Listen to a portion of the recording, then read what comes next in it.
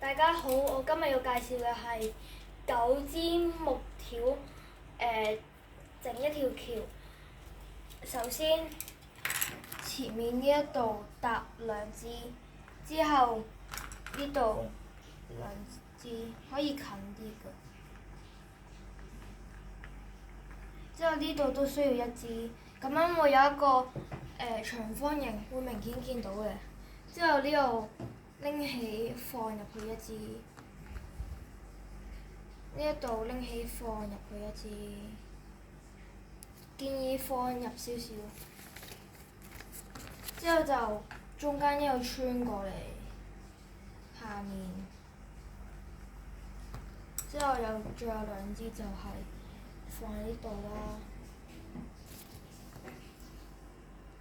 就放喺呢度。